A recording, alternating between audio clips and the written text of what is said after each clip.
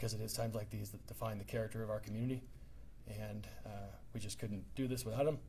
And I'll introduce the Deputy Chief Mike Slater, and I'll defer any questions you have for him at the time. Thank you. Good evening, all. Thank you for coming down to talk with us. So, about 4:39 tonight, crews were dispatched to reports of a structure fire. It's actually just to the south of our main fire station. Crews were on scene immediately to find a 5-story apartment building under construction with heavy flame and heavy smoke coming from the structure.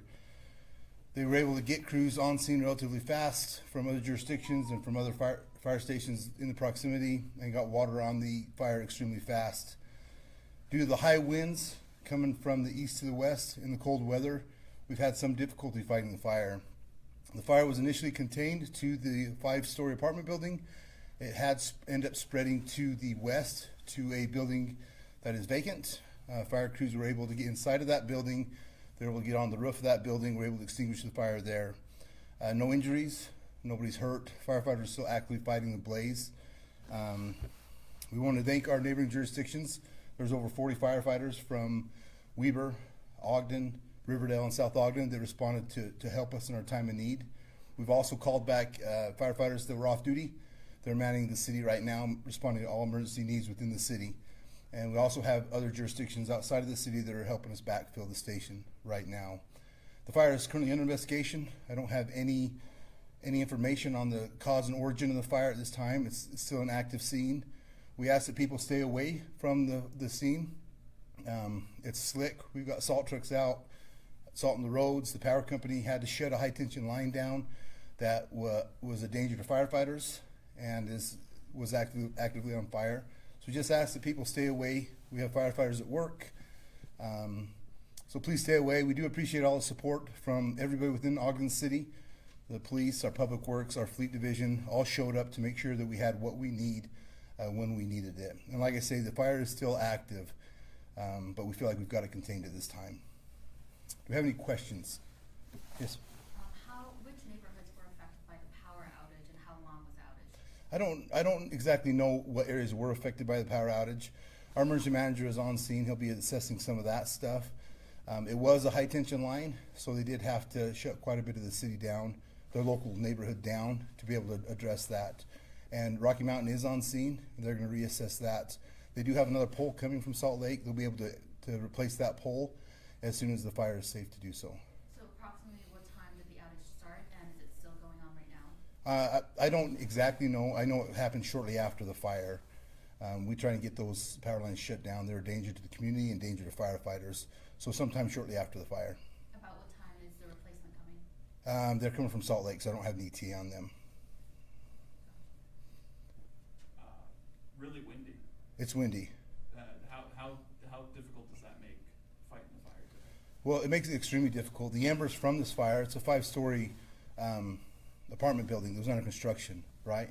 So the embers have blown all the way to the west. We have fire crews out there checking the spot fires out west of the structures. We've had people on the buildings west of the structures, making sure those buildings are on fire. They've been up on the roof in some of those buildings.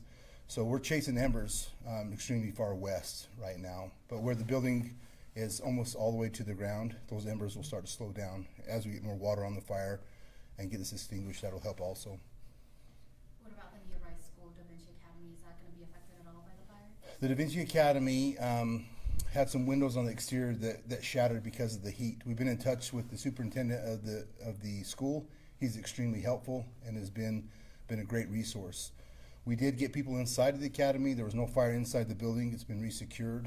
There were some burn scars on the membrane roof of that, but they've been extinguished. There was no threat to the Da Vinci Academy right now. What roads are blocked? 22nd Street is blocked from Grant to Lincoln.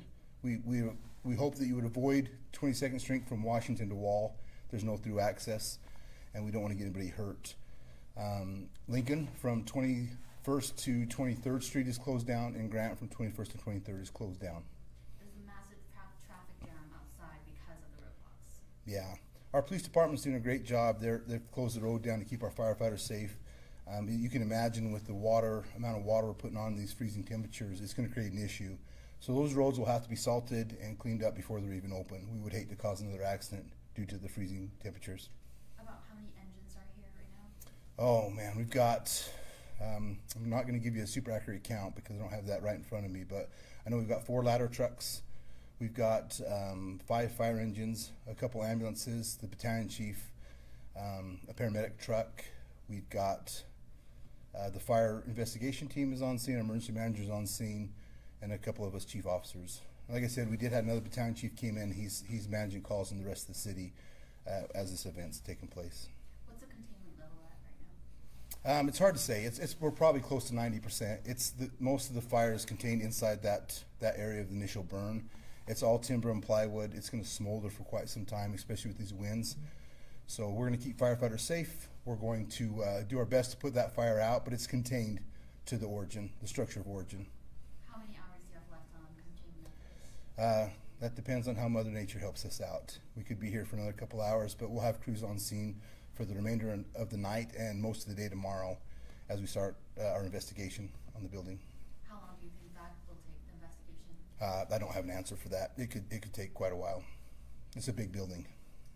With the temperatures being as low as they are right now, and then the winds being as high, how and then you're constantly spraying water all over the place.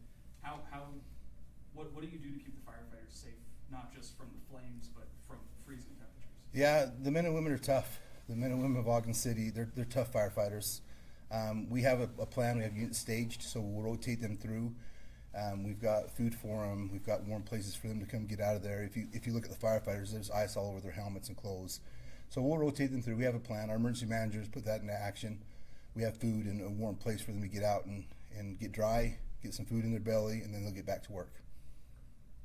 Was it a 2-alarm fire? It's hard to say what alarm it was. We got there with initial resources and just called for multiple units to show. So. Who made the initial call? I don't know who made the initial call. It came to the dispatch center. The firefighters were in the station, and like I say, they pulled it right outside and saw it. So I'm not sure who made the initial call. But as you can guess, a relatively fast response. Our firefighters were in the station when it happened, and were able just to pull out the front apron, and they were on scene of the fire. So extremely fast response time. Can you tell me more about the building out west, the vacant building that was affected by this fire as well? The company that owns that building, I just spoke to the responsible party there. It was listed as a daycare and then a pesticide company. And so we weren't 100% sure that it was vacated. I just talked to the responsible party. She told me that is vacated, so there's nobody occupying those buildings. So we're still going to put the fire out. We're going to secure those buildings to keep people out of it, and the rest we'll go from there when the ashes settle. Is that the building that kind of looks like a strip mall type of It thing? is, yes, sir. I just want to make sure. Yeah. And the Da Vinci Caddy is just north of that, and like I said, it's some damage to the windows and the membrane of the roof, but no threat of fire inside that building.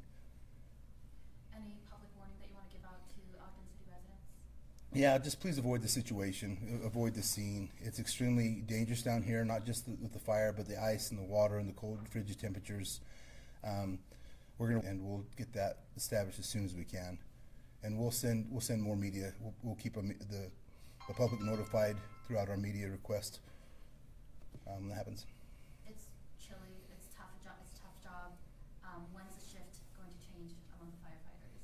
Well, we've called the firefighters back already, so there are people here. Typically, they get off shift in the morning. If they're tired and we need to take them out of service, we'll do so, and we'll backfill them with other firefighters. Like I said, the men and women of Ogden Fire, they're tough. They signed up for this job, and they do it with a lot of pride and passion. So. I also saw Roy City fire engine out there. Are they out of the jurisdiction? They come help? Yeah, so when a fire this big, we call for help. And so we had, like I said, we had Roy Fire Department, Riverdale Fire Department. When was the last time a fire this big happened? I'm not sure when the last one was. A couple years ago, we had another building that was in the kind of same construction phase that caught on fire there on 36 in Washington. I believe that was 2 years ago when that happened. So in terms of scale, how would you assess this fire? It's a big fire. It's a 5-story building. That's a big building, and so it's just a big fire. I don't know what to compare it to. We've had a few of these big fires in the city, but it's a big fire. Can you give us more of an update on the structure right now? If it's completely The primary structure's burned to the ground. It was in phase of it was just plywood and framing inside the building. So it's burned to the ground. And plywood is more vulnerable to fire. Any wood that's not protected is vulnerable to fire. And so it's just that phase where there's no sheetrock on it, it's not dried in, it's just wood that's present, so more prone to fire.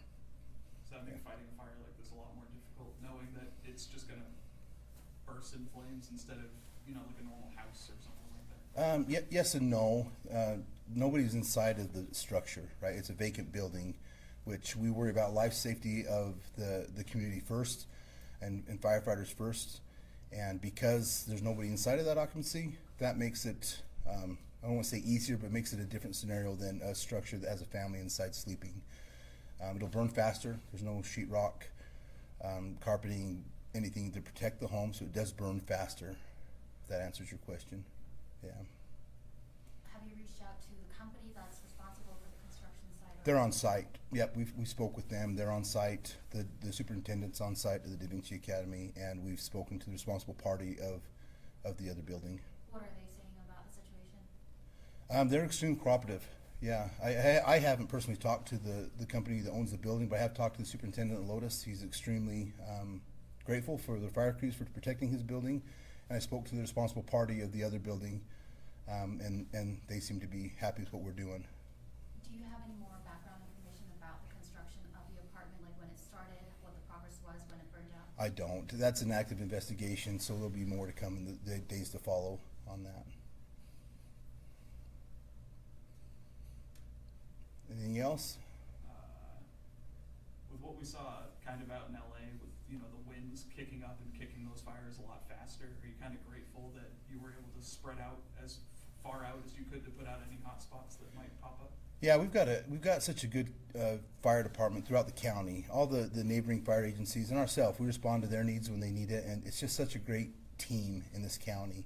So when emergencies happen, we show up. The fires in California is a totally different animal than this fire here, but and the winds are nothing like the Santa Ana winds. So they're kind of different situations from each other. But we're grateful for the partnership we have, and like I said, we have skilled men and women that are passionate about this job, and they're going to win. They're going to fight these fires, and they're going to put them out.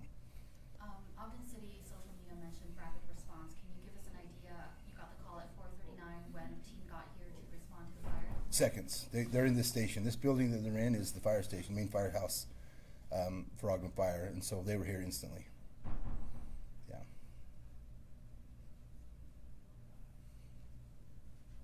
I'm done with my questions. That's it. All right. All right. Thank you all. Thank you so much. There'll be more follow-up in the days to come. Okay. That initial call came in at 4:43, is that? 4:39. 4:39.